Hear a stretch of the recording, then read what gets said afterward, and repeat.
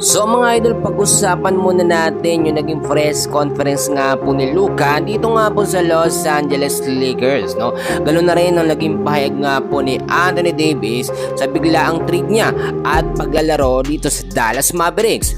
Well, kanina nga mga kaibigan, na-interview din ito nga pong si Anthony Edwards at hindi po siya makapaniwala na na-trade nga si Luka from Dallas to Los Angeles Lakers kapalit nga po ni Anthony Davis, which is nang mabalitaan nyo to, talagang nakaramdam siyang shock, no, at takot sa nangyayari. Baka kasi magkaroon pa ng kasunod na trade, no, etong si Luka. Well, balikan natin yung naging press conference nga po ni Luka mga kaibigan. Narito ang ilang mga updates, no, na pag-usapan mga kaibigan.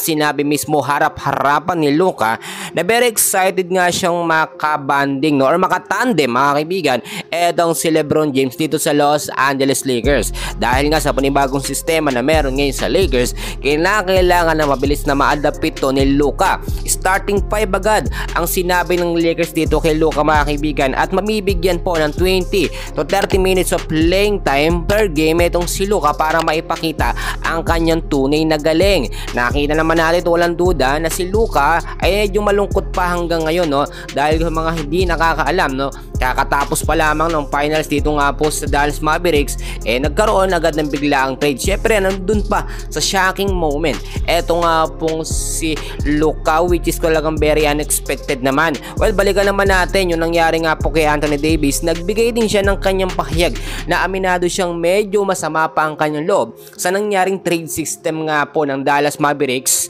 to Los Angeles Lakers. Ngayon, ang Lakers mga kaibigan ay naghahanap na, no, or may nakita na rin player na posible nga pong pumalit pansamantala nga po dito sa posisyon nga po ni Anthony Davis. Alam naman natin na tatapusin muna ang season na ito bago makapaglaro itong si Luka, pero may mga posibilidad na pwedeng mangyari na magbago agad-agad yung sistema at makapaglaro si Luka mga kaibigan. Ang dami nating nakukuhang update mga kaibigan na si Luka nga daw po ay mahinang player na at hindi po maituturing bilang isang star player at malayo ang agwat dito nga po kay Anthony Davis. Sa mga hindi rin nakakaalam, no, bata pa si Luka mga kaibigan, 25, at kaya ho siya kinuha ng Los Angeles Lakers para maging franchise player ng Lakers mga kaibigan, kapalitan ni LeBron James kung sakaling ito ay magretiro na.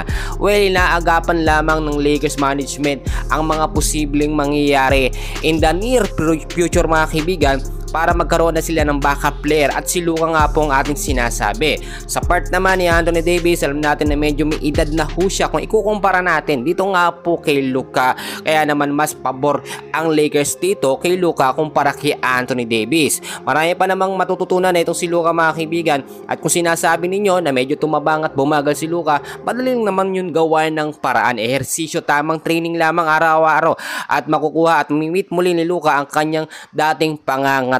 Yan muna din natin ngayon for today, and please huwag kakalimutan mag-like and subscribe. Maraming salamat po.